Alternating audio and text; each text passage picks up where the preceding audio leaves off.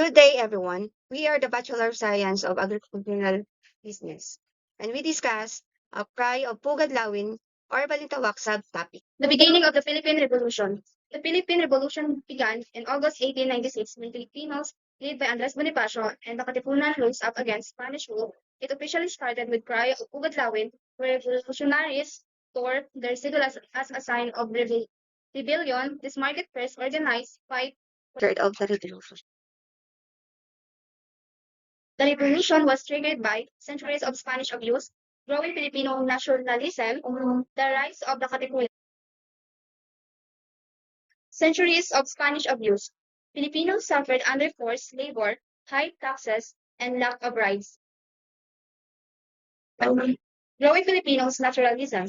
Educated Filipino, called the Ilustrados, began demanding reforms.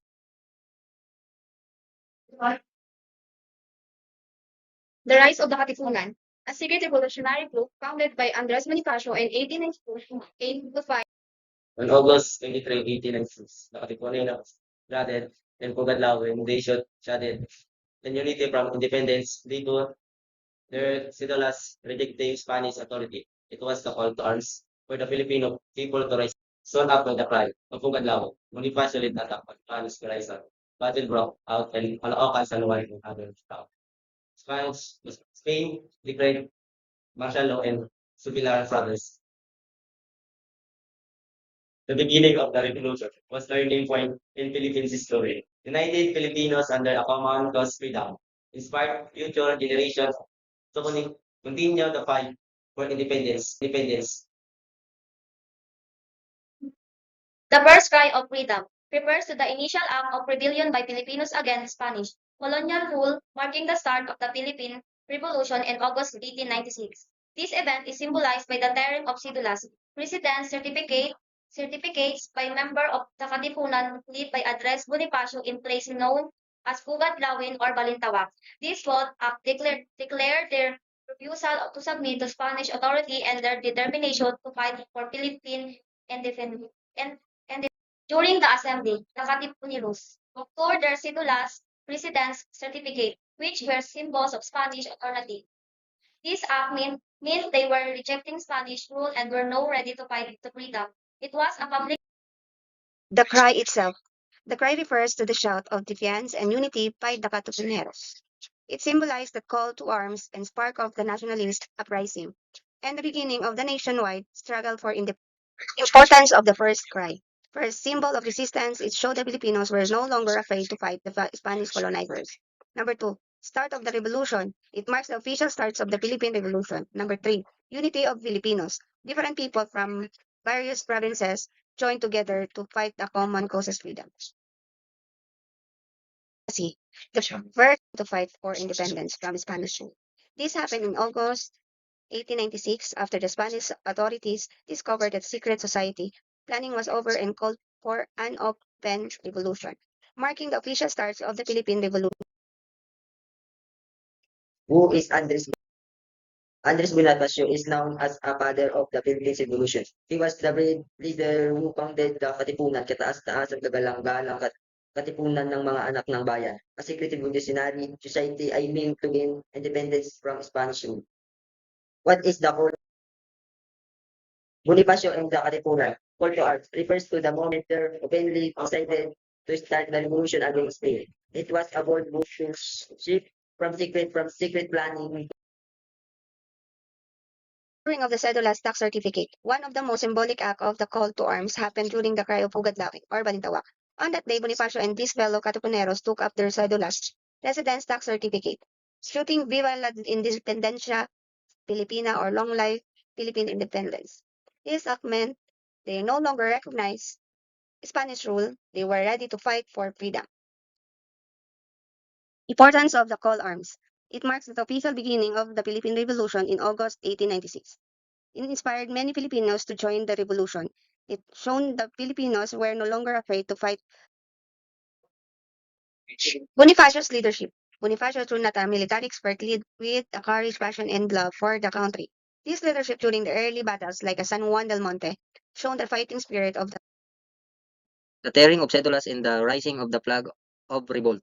Their tearing of cedulas and the rising of the flag of revolt are two powerful and symbolic acts that make the official beginning of the powerful Philippines Revolution against Spanish colonial rule.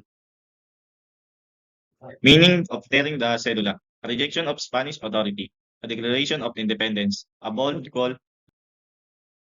Tearing of the cedulas. A cedulas was a community tax certificate or identified document issued by the Spanish colonial government. Every Filipino adult was required to carry one, and, and it is symbolized submission to Spanish authority and payment of colonial tax. In late August 1896, Andres Bonifacio, the leader of the Katipunan, greeted with fellow revolutionaries in a place called Pugad Lawen or Balintawak. Depending on the source, they tore their cedulas and shorted cries of revolution. These acts signifying their open defiance against Spanish rule. Rising of the flag of revolt. Alongside their tearing of cedulas, the revolutionary flag symbolized unity, courage in the fight. The flag often featured a red background symbolizing bravery and sacrifice, the letter T, for Kalayaan, meaning freedom or Katipunan, sometimes a sun or other revolutionary symbol.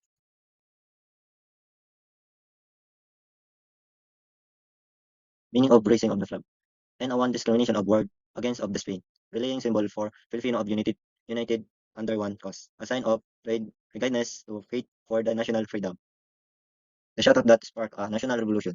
The shout out the spark of a national revolution refers to a powerful and symbolic act of defense that marked the beginning of the Philippine Revolution against Spain.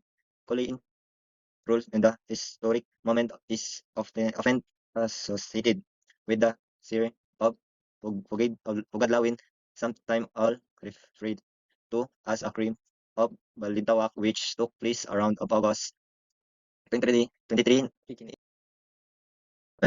A group of Filipino revolution led by Andres Bonifacio and the Secret Revolution Security Katipunan, Guardian and the hour of Pugadlawin and Caloocan.